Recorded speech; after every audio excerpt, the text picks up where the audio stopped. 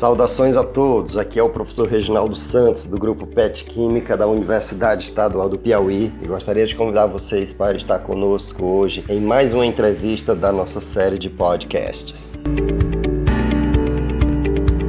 Na conversa de hoje nós falaremos sobre checagem de notícias falsas em tempos de pandemia e período de pré-campanha eleitoral. Quem vai estar conosco hoje nessa entrevista é a Marta Thaís Alencar Cosme. A Marta é graduada em Comunicação Social pela Faculdade de Ciências Humanas, Saúde, Exatas e Jurídica de Teresina. Especialista em Gestão de Marketing Digital pelo Centro Universitário Uninova-FAP. A Marta ainda é mestranda em Comunicação Social pela Universidade Federal do Piauí e membro do Grupo de Pesquisa em Comunicação, Economia Política e Diversidade, e associada da União Latina de Comunicação Política, da Informação, da Comunicação e da Cultura. É com a comunicadora social Marta Alencar a nossa conversa de hoje. Peço ainda a todos vocês que acompanhem os projetos do Grupo PET Química nas redes sociais e sigam o nosso grupo lá no Instagram. Inicialmente, Marta, eu gostaria de agradecer imensamente a sua contribuição com esse projeto e por ter aceitado participar dessa entrevista conosco. Primeiramente, eu quero agradecer pela oportunidade de participar do podcast de vocês, para falar um pouquinho da minha pesquisa, que é fact-checking, né? Checagem de dados, checagem de fatos, checagem de informações. Bom, eu gostaria de iniciar essa conversa perguntando a você qual é a importância de se estudar a checagem de notícias falsas.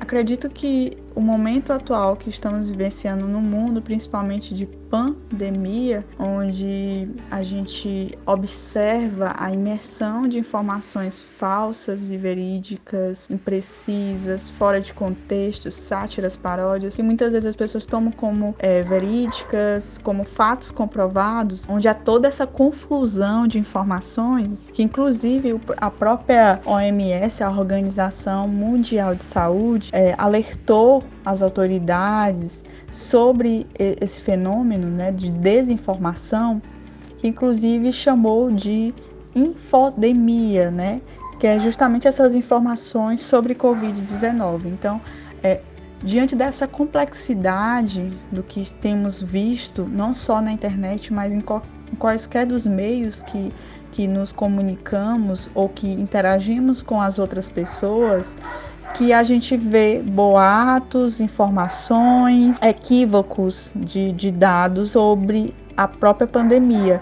Então, a questão do fact-checking, da checagem de informações, para justamente, vamos assim dizer, amenizar as consequências dessa desinformação, que a gente prefere até chamar desinformação ou desordem informacional, do que fake news, né? Porque fake news significa notícia falsa, e a notícia, ela não pode ser falsa, porque ela segue critérios de noticiabilidade, né? E a mentira não pode ser uma notícia, então por isso mesmo que a gente chama de desordem informacional, ou mais conhecido por fact-checkings ou jornalistas de desinformação, né? Sabemos que atualmente as redes sociais possuem grande alcance. Alguns dispositivos já foram até desenvolvidos por alguns aplicativos de mensagem como o WhatsApp, visando a redução na transmissão em massa de notícias. Esses tipos de aplicativos ou páginas em redes sociais poderiam desenvolver mais filtros para a transmissão de notícias, ou essa seleção deve ser feita mesmo pelo usuário? Essa questão das plataformas contribuir ou estarem atuando no combate à desinformação dentro desse ecossistema de informação digital, a gente nota sim que tem sido importante, porque são medidas que de alguma forma beneficiam tanto quem usa essas redes sociais, essas plataformas digitais, como também as plataformas digitais, porque de alguma forma muitas delas, como o Facebook, caíram em descrédito, né? Principalmente nas eleições dos Estados Unidos em 2016, quando o Facebook compartilhou dados para a Cambridge Analytica, né? Que foi uma empresa britânica que pegou dados de mais de 80 milhões de usuários, né? Para justamente beneficiar a campanha do Donald Trump. A questão é que o maior problema das plataformas é a questão da transparência, de como é que elas atuam de fato, né?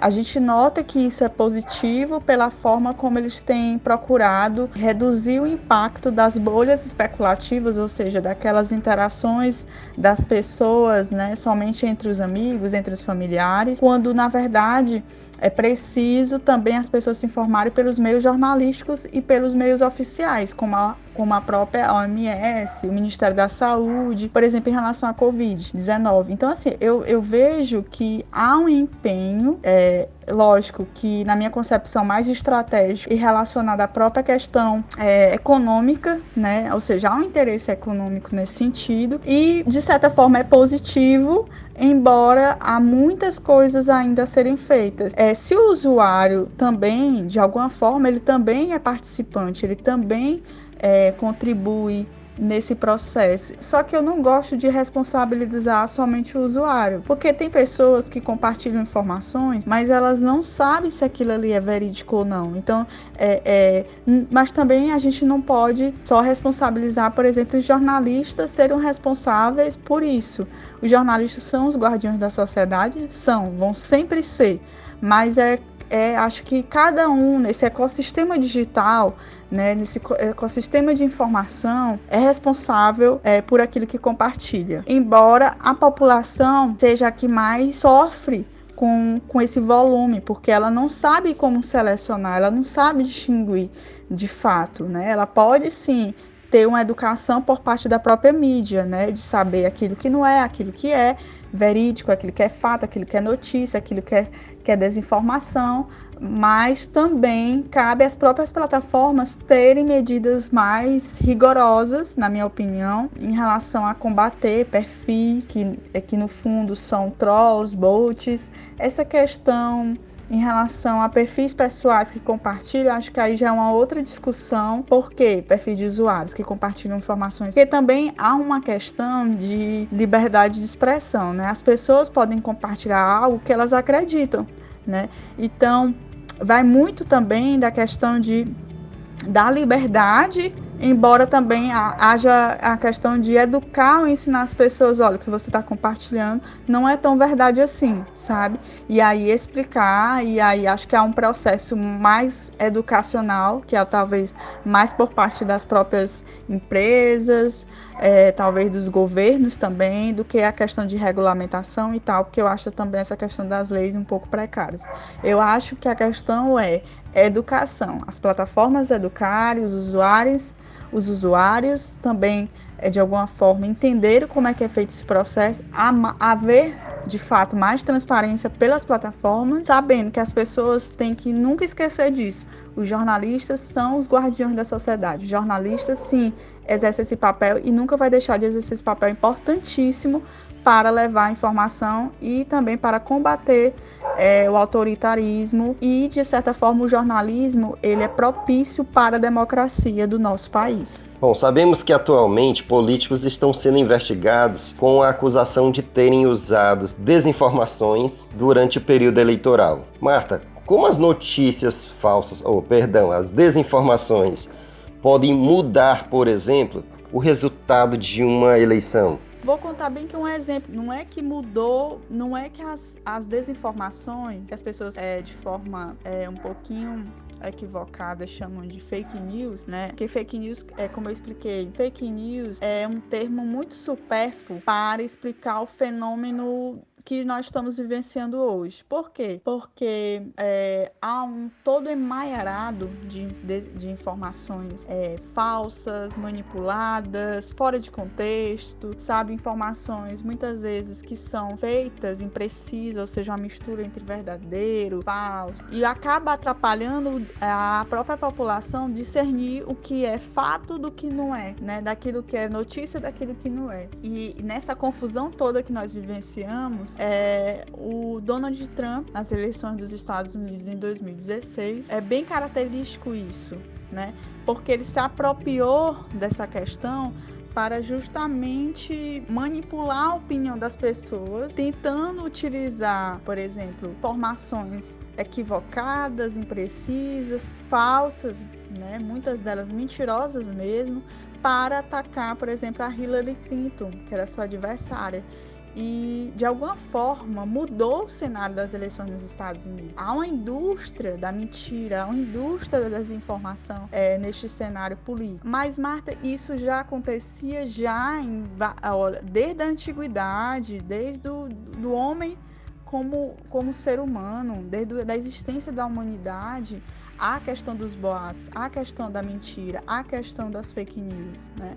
A questão da própria desinformação. E muitos políticos ou líderes políticos, desde a história da humanidade, utilizou a mentira para manipular a opinião do público e principalmente para atacar seus adversários. Então, assim, as fake news, as desinformações, elas podem sim colaborar para manipular um processo eleitoral, né? Principalmente a opinião do público. Por isso o papel do jornalismo é tão fundamental para justamente essa questão de esclarecer o que é notícia do que não é e também de fazer as pessoas, de trazer à memória das pessoas da questão da própria democracia, né? Lembrando que devido ao que ocorreu no cenário das eleições de 2016, houve a questão do dicionário Oxford dos Estados Unidos constituir o termo pós-verdade, como dizer, uma era em que já não se tem mais aquele conceito de verdade, até porque também a própria verdade é um conceito muito, muito complexo. O que é verdade? Então, a verdade ela é um ideal em vários campos, religião, justiça, né? Então, assim, a gente prefere, inclusive, usar outros termos, né? Até é melhor usar verdade comprovada, verdade factual, no caso do jornalismo, ou fato comprovado, para falar de uma informação que foi checada por jornalistas, não é verdade? Então, assim, é muito complexo todo esse cenário que estamos vivenciando hoje, e é lógico que é importante, por isso, a gente sempre está falando, para justamente falar para as pessoas do cuidado que devem ter nos processos eleitorais. Lembrando também que, por exemplo, o Tribunal Superior Eleitoral do Brasil, né, tem agido desde as eleições de 2018, criado vários mecanismos, ferramentas para combater a desinformação no país, né, para justamente aplicar medidas mais severas no sentido de vamos tentar amenizar o problema. É lógico que é um cenário muito complexo, né, e há toda uma discussão que não vai parar tão cedo, talvez, mas a gente está tentando aí, de certa forma, combater o maior vírus que, talvez, depois da Covid, nós temos hoje um grande vírus, que é o vírus da desinformação. E em relação à pandemia, como as desinformações podem atrapalhar os planos das autoridades em saúde para o controle da Covid-19? A questão da desinformação, ela realmente atrapalha muito a atuação dos próprios cientistas, dos médicos, dos órgãos de saúde, né, das organizações de saúde, das secretarias de saúde, em relação a falar para as pessoas, olha, esse medicamento não é tão eficaz assim, ou esse medicamento, esse chá não cura Covid-19. Então, assim, a maior complexidade que estamos vivenciando hoje é que os próprios órgãos de saúde estão tendo que lidar com esse vírus da desinformação, como eu falei. Então, assim, a questão é que está sendo dedicado, agora, além de ter esse cuidado de estudar sobre Covid, de estar aí tentando procurar cura para isso, eles também estão tentando lidar com esse mal, né, que é a desinformação. E assim, por exemplo, no caso da COA, a gente escuta muito de médicos, profissionais da área de saúde, que eles são muito gratos pelo nosso trabalho, porque, por exemplo, a gente checa esses boatos e essas informações falsas na internet sobre Covid-19 já ajuda. E lembrando, né, que a própria Organização Mundial de Saúde criou o termo infodemia para justamente tentar explicar esse fenômeno de informações imprecisas, falsas, verdadeiras, dentro desse espectro da desinformacional, né, que está acontecendo hoje e que de alguma forma atrapalha a atuação desses órgãos da saúde no combate à Covid-19. Do ponto de vista legal, qual penalidade uma pessoa pode sofrer por repassar uma desinformação? E ao criador da notícia falsa, e ao criador da desinformação, aquele que deu início, essa pena poderia ser maior? Existem várias formas aí de órgãos estaduais, alguns governos estaduais estão criando aí leis que inclusive tentam combater essa questão da disseminação sobre Covid-19, por exemplo, de informações falsas sobre Covid-19. Eu tenho muito cuidado de dar uma opinião sobre essa parte de leis que podem, porque prefiro não comentar, sabe? Eu vou explicar por quê. Eu acho essa questão da penalidade é muito complexa, porque vai também, por exemplo, quem é que cria? Como saber quem foi que criou? Quem foi a pessoa que realmente criou aquilo? Então, assim, no WhatsApp, que eu considero até o protagonista da desinformação, é muito complicado você saber quem foi que distribuiu, porque se espalha, né? E há grupos e grupos e grupos.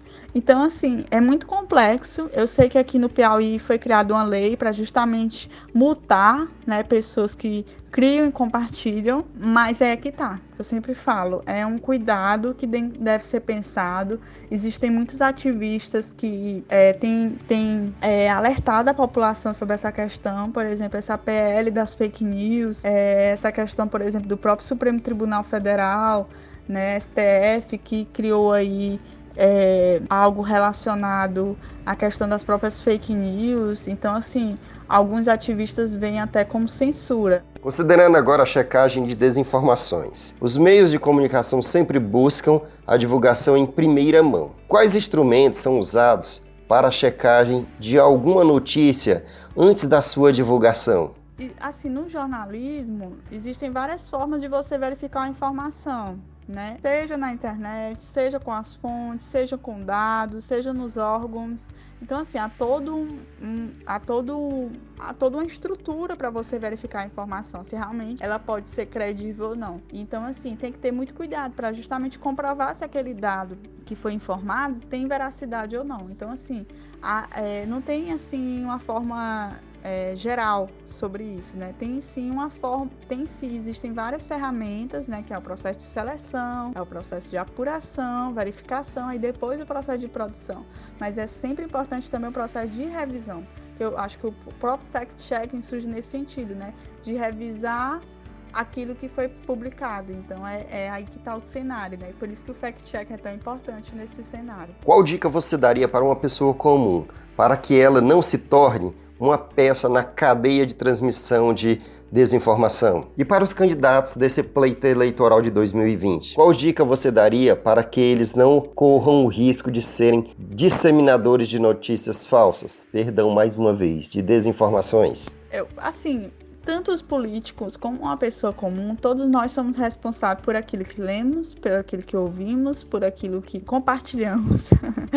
Então, assim, se você está em dúvida de alguma informação que você recebeu, não compartilhe, verifique, tá? Porque de alguma forma você pode ser responsável pela divulgação de uma informação falsa, mesmo sem ter sabido disso. Por isso a importância de ler, tentar verificar se realmente tem sentido ou não. Como é que eu posso fazer? Geralmente, mensagens com títulos sensacionalistas geralmente são falsas, tá? Com erros gramaticais geralmente são falsos, tá? Com links que, por exemplo, os órgãos federais disseram que não são, também são informações falsas. Então, você tem que ter muito, muito cuidado mesmo, tá? Para justamente não divulgar algo, não compartilhar algo sem ter certeza. Então, na dúvida, não compartilhe, tá? Marta, para finalizar, sabemos que você faz parte de uma iniciativa pioneira no nosso estado, o Coar Notícias, uma ferramenta que busca realizar a devida checagem de informações com o intuito de diminuir o alto índice de desinformação provocado pelas fake news. Poderia explicar para o pessoal de casa um pouco sobre o projeto e como este funciona? Claro, eu vou aqui compartilhar um pouquinho para vocês. A Coar né? A Coar, ela existe desde março de 2020, né? Então tem 3 meses. A gente está muito feliz em ter esse projeto aqui no Piauí, porque é um projeto que tem um intuito e que faz gratuitamente checagem para as pessoas, faz parte do meu processo de pesquisa do mestrado e é muito importante para mim fazer parte disso, porque a gente criou realmente com o sentido de esclarecer os boatos, as informações equivocadas e ajudar a população. Hoje, graças a Deus, a gente tem alcançado pessoas de outros estados, mas a gente continua humilde, né? Vamos devagar, como formiguinhas. A gente prefere não subir nenhum pedestal, até porque a gente ainda está encaminhando aí, então a gente está tranquilo. E eu agradeço muito a Deus mesmo por ter me dado essa vontade de criar esse projeto, porque esse projeto lembrou uma coisa que eu gosto muito, café. O café, quando ele vai ser feito, para geralmente aí quem gosta daquele café coado no pano, né, aquele coador de pano, então você ali coa, né, fica ali a borra e aí sai o café filtrado, gostoso. Então, assim, a intenção era lembrar que, por exemplo, quando uma informação chega no jornalismo, ou chega numa redação, ela passa por um processo de filtragem, assim como a filtragem do café. Então, a ideia foi essa. Por isso que a gente criou, porque de alguma forma eu tenho um amor e paixão pela apuração e pelo café. A gente não é pago por nenhum órgão, é apartidário, né? Não recebe financiamento, a gente mesmo financia. É lógico que a gente pode receber financiamento colaborativo, como as pessoas que queiram doar, a gente está recebendo. Porque no caso seria para pagar as despesas para a equipe, não para mim. Só que a gente não está assim pedindo, até devido à pandemia, então a gente não pede, que a gente entende que está sendo um momento difícil para todos, então a gente está gastando o nosso próprio bolso, com site, com tudo. Mas eu quero agradecer a todos que fazem parte da minha equipe, né, que é a Wiriane Alves, o André Victor, e também tem a Nayane Feitosa, também tem o Guilherme Cronenberg, também tem a Cislene Carvalho, também tem a Maria Luísa, também tem tanta gente que a gente às vezes até esquece, perdão. São muitas pessoas que fazem parte, o Anderson Camelo, que eu não posso esquecer jamais, que é meu braço direito, Daniel Silva, tem o Léo, também tem a Beatriz, que é Beatriz Mesquita. Então são pessoas muito talentosas, pessoas incríveis, que fazem um trabalho excelente na COAI, e eu só tenho a agradecer. Mais uma vez, gostaria de agradecer a sua colaboração com esse nosso projeto, as entrevistas de podcast. Muito obrigado, Marta. Muito obrigada a todos. Eu espero ter respondido as perguntas de forma coerente. Muito obrigada mesmo. Beijo grande. Então é isso, pessoal. Essa foi mais uma entrevista com o tema Checagem de notícias falsas em tempos de pandemia e período de pré-campanha eleitoral. Gostaríamos de dizer a todos ainda que estamos planejando uma série de entrevistas agora com membros da academia em uma série que vamos chamar de Palavra do Mestre. Peço que sigam nossos projetos nas redes sociais e acompanhem mais as nossas atividades. Um grande abraço, fiquem com Deus e até o próximo podcast.